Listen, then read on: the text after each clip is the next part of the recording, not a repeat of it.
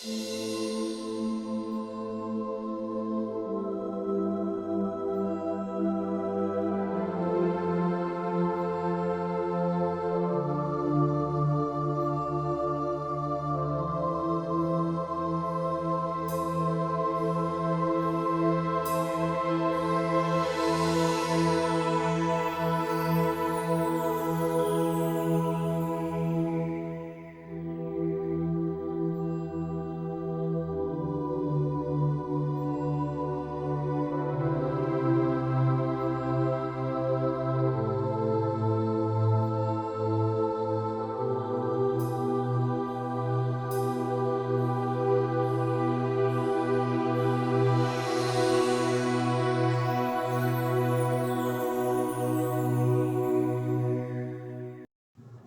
guys, welcome back to All Booked Book Reviews, and it is finally happening, our Christmas Book-a-thon. I am so excited. I have been planning this since July, I'm not kidding, and I've been reading these books since September 1st, so I'm more than ready to do this. Now, if you're not sure what I'm talking about, basically what it is, I have all these Christmas ebooks on my Kindle that I've been collecting for like over 3 years now. I've wanted to read them all. I just don't get time to, or for whatever reason. But I decided I am reading a whole bunch and reviewing them on this here channel. So we are doing a whopping 9 reviews on this channel. I know, crazy.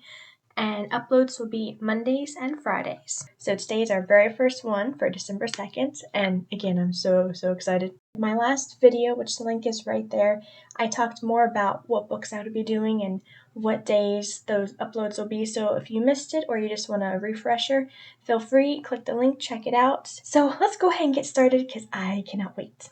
Glad Tidings, a flash fiction advent calendar, is written by Angie Thompson.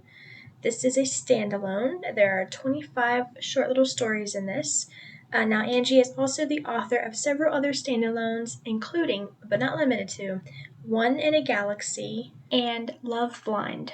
Now, again, those are just two, but if you go on her page, she has a lot of standalones, which is fantastic. Now, she also has a series called Quiet Valor. Book 1 of that series is A Threat and a Promise. Now, if you sign up for emails through her newsletter, you will receive a copy of the prequel to that, the 0.5, A Shield and a Refuge. Alrighty, so Glad Tidings was published July 2021. There are 106 pages in the ebook, which is the one I read, 25 chapters, so that makes about four pages per chapter, and the average reading time is 1 hour and 44 minutes. And the genres are Christmas, Christian fiction, short stories, and historical fiction. And here is the synopsis. 25 short reads inspired by themes from the Christmas story. Celebrate the true spirit of the season with this collection of 5-minute holiday stories.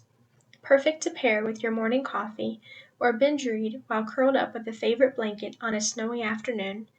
From a stately mansion to a rough barn, from a cheerful fireside to a lonely mountain road, from a chaotic church pageant to the grim aftermath of war, no heart is without its burden, but no trouble is too deep to be touched by the light of love and the warmth of Christmas.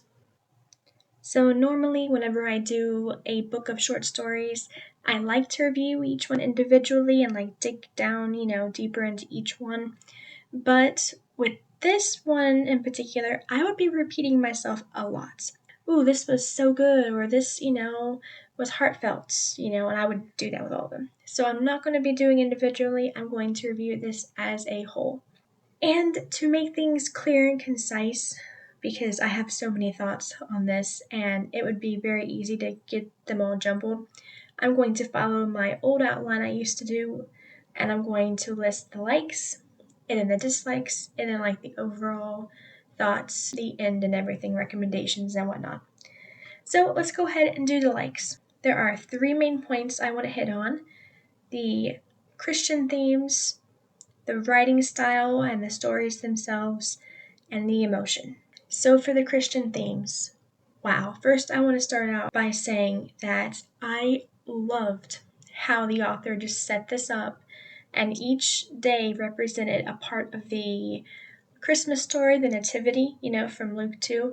I love that. It was pure genius, in my opinion, and it just made everything flow, and it was beautiful. When it came to theming, this book literally had everything. I mean, there were displays of God's love for his people, there was trusting God, praying for his guidance, and a lot of it was just, everyday people in everyday situations, and just watching God work through their lives and orchestrate everything down to the smallest detail, and just providing for his children and looking after them and blessing them and guiding them, just like how he does with us.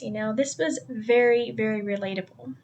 And the stories, they dealt with so many real life issues, such as, just to name a few: grief, sickness, pride, loneliness, just like I said, day-to-day issues that we ourselves face. And all of them, they were dealt with very, very well. The writing style, it was beautifully written, very simple stories, so they were very easy to follow, and it just flowed. And despite the length of each story, they were about maybe 2 to 5 minutes reading time each story was. So despite the very short length, they packed a punch. They were very meaningful and powerful. It was great. And the interesting thing, most of the stories, if not all of them, like they kind of started you out like in the middle of the story, instead of like a usual book would like start you at the beginning and like this is so and so, and kind of get you to have an idea of what the story is and the plot, what's going on and everything. This, it felt like it dropped you in the middle of the story, and this was great. I had no trouble at all following along and everything. I liked that. And the emotion, oh my goodness, so many of them, they were just tearjerkers, seriously. And I'm not one to cry over books. I just don't do that.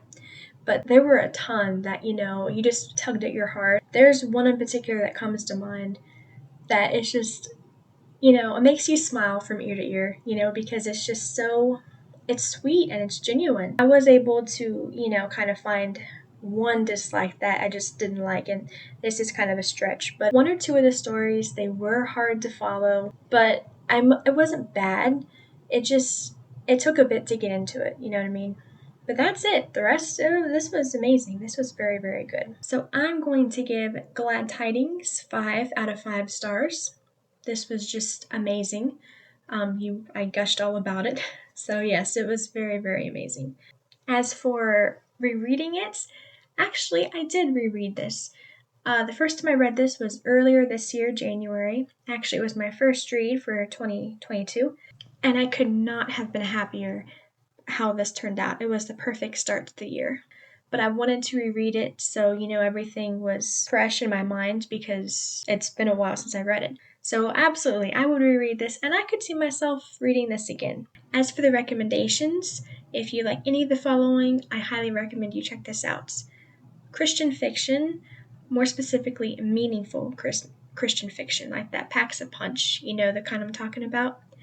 Short stories, Christmas stories that share the true meaning of Christmas, and stories that just revolve around everyday people facing just real life issues. And as you can see here, Glad Tidings is available at all the major retailers, including Kindle, Nook, Kobo, Indigo, and all those. And the links for the main ones are in the description. And if you are interested, this is also found on Goodreads, so you can add it to your want to read list and check out the author, follow her for more updates on her works.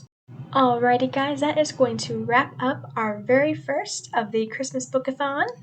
So again, if this sounds like something you'd be interested in, by all means, please check it out. It was really good. Actually, this is just one of those books that you just need to read it for yourself to appreciate it. I can just go on and on and on about how I liked it, but you won't get that unless you read it for yourself.